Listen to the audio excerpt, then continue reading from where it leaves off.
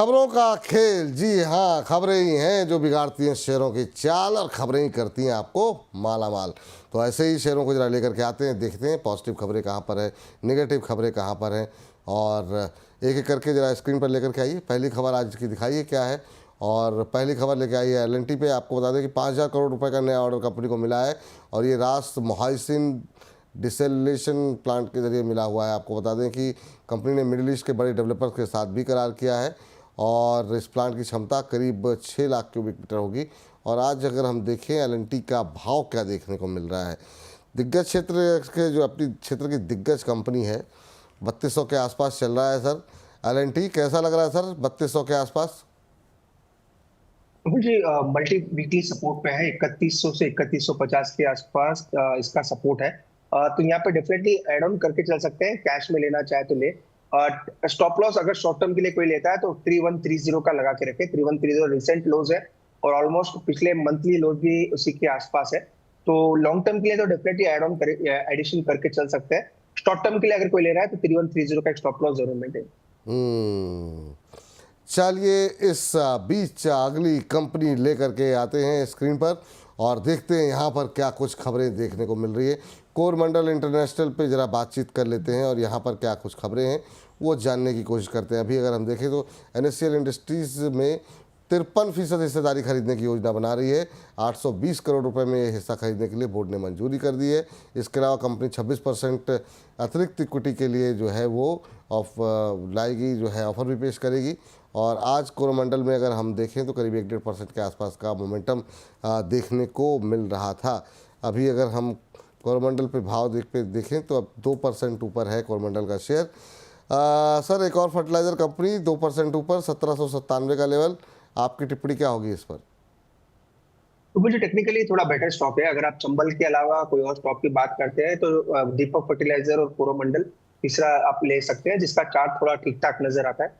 अभी 1790 के आसपास है और हो सकता है 1830 1840 तक जाता हुआ नजर आए। कंपनी अच्छी है, बड़े अच्छे ग्रुप से भी है, और मुझे लग रहा है धीरे धीरे टेक्निकल चार्ट थोड़ा थोड़ा सुधर रहा है। तो जिनके पास है उनके होल्ड करने की सलाह है। 1720 का सपोर्ट है, उसी का स्टॉप लॉस लगाए। फ्रेश खरीदारी की सलाह नहीं है, क्योंकि अभी भी स्टॉक काफी अच्छा मोमेंटम ऑलरेडी दे चुका है। टारगेट 1840 के आसपास तक के लिए। 1840 के आसपास। इस बीच जो है एक सवाल भी हमारे पास आया है, और वो कह रही हैं कि मैं जो है हाउस वाइफ हूँ, जयश्री खरेदा जी का, और कह रही हैं कि कुछ एक सवाल इन्होंने भेजे हैं। मैम ये जो सेगमेंट चल रहा है ना, इसी सेगमेंट में आपके प्रश्न का उत्तर मिल जाएगा। पहले ज़रा कुछ खबरें हैं, फटाफट पहले ज़रा उन खबरों पर ज़रा बातचीत कर लेते हैं। तो ज़रा स्क्रीन पर ले आइए ज़रा अगली कंपनी, NTPC ग्रीन है शायद। और NTPC ग्रीन पे हमने कुछ दिन पहले ही देखा था कि एक कंपनी ने एक MOU साइन किया था, और अभी जो है NTPC ग्रीन पे एक और खबर यहाँ पर निकल के आ रही है कि यहाँ पर शाहजहाँपुर में के अंदर कंपनी ने एक प्लांट शुरू किया था, और इसको लेकर के यहाँ पर अपडेट्स यहाँ पर आती हुई आज सुबह हम देख रहे थे करीब 1% के आसपास की मजबूती देखने को मिल रही थी। चलिए, तो रिन्यूएबल एनर्जी की का एक और चरण जो है इन्होंने शुरू किया है। अभी अगर देखें NTPC ग्रीन पे आज 0.25% के आसपास की गिरावट है। सर 96-97 का लेवल, आपकी टिप्पणी क्या होगी? तो बोलिए यहाँ पे स्टॉप लॉस लगा के होल्ड करे। 91 पहला सपोर्ट है, 85 दूसरा सपोर्ट है।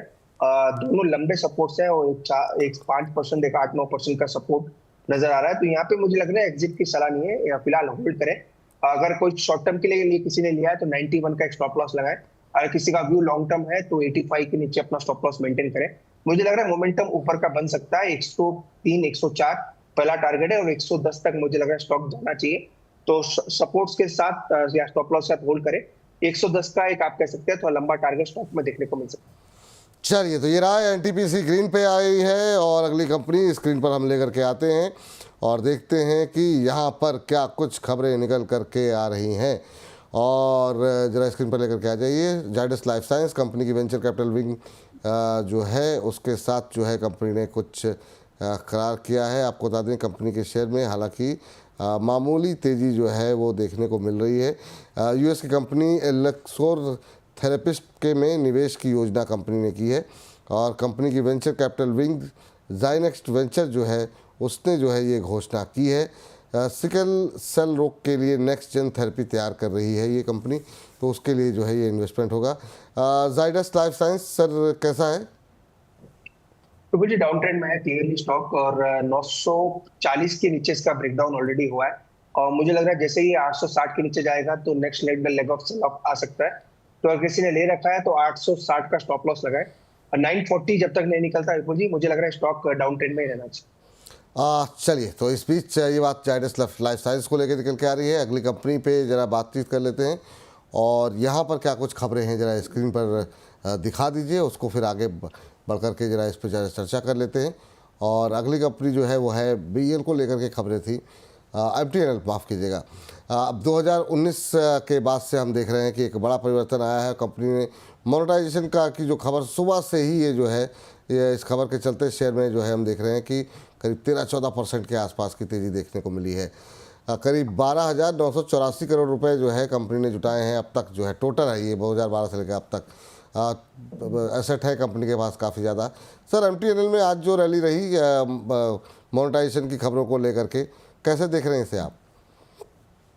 विपुल जी, वैसे किसी कंपनी की एसेट्स बिकते हैं तो वो मेरे लिए हमेशा से नेगेटिव है, और आई डोंट नो कंपनी, मेरा कुछ ज्यादा कुछ स्टडी है नहीं, पर टेक्निकली मुझे लग रहा है रेंज पे एग्जिट कर दें। जो भी उछाल मिल रहा है, एक्सेलेंट अपॉर्चुनिटी है पोजीशन से निकल जाने के लिए। तो 55-56 रुपए के आसपास भी मिलता है तो वहां पे भी निकल जाए। अगर किसी ने नीचे ले रखा है तो आज भी निकल सकते हैं। रेजिस्टेंसेस 55 के आसपास है, 54-55 के आसपास, वहां पे डेफिनेटली स्टॉक से निकल जाना चाहिए। अगर कोई स्टॉप लॉस लगाना चाहे तो 44 के आसपास मेंटेन करके चलते। जी, अगली कंपनी लेकर के आते हैं। BEL कंपनी को बड़ा ऑर्डर मिला है डिफेंस मिनिस्ट्री से, 2463 करोड़ रुपए का कंपनी को ऑर्डर मिला है। और आपको बता दें कि ये रडार की आपूर्ति और सेवाओं के लिए ऑर्डर मिला है। चालू वित्त वर्ष में करीब 17,000 करोड़ से ज़्यादा के ऑर्डर कंपनी को प्राप्त हुए हैं, और FY25 में 25,000 करोड़ के ऑर्डर का लक्ष्य कंपनी ने रखा है। और इसी वजह से BEL पे हम देख रहे हैं लगातार मोमेंटम बनता हुआ दिखाई दे रहा है। सर, आपकी टिप्पणी आ चुकी है, लेकिन उसके बावजूद इस सेगमेंट पर जरा आप एक छोटी टिप्पणी आपकी चाहेंगे। प्रबल जी, मेरा थोड़ा लॉन्ग टर्म व्यू पॉजिटिव है, पर शॉर्ट टर्म में आप कह सकते हैं साइडवेज या थोड़ा बहुत करेक्शन देखने को मिल सकता है। स्टॉक मजबूत है, HAL और BEL दोनों भी मुझे लग रहा है अच्छे करने चाहिए। इवन मैचडॉग भी मुझे लग रहा है इसका भी चार्ट काफी अच्छा है। तो डिफेंस में मेरी थोड़ी राय पॉजिटिव है, पर 265 265 का स्टॉप लॉस लगाना चाहिए अगर किसी ने शॉर्ट टर्म के लिए लिया है। टारगेट 292 के आसपास ले।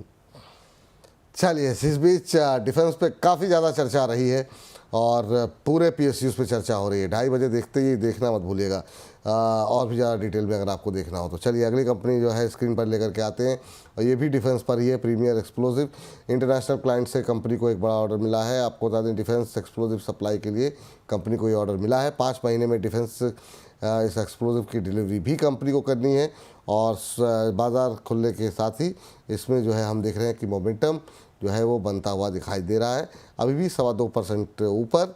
सर, प्रीमियर एक्सप्लोजिव, आपकी टिप्पणी 326 के आसपास चल रहा है।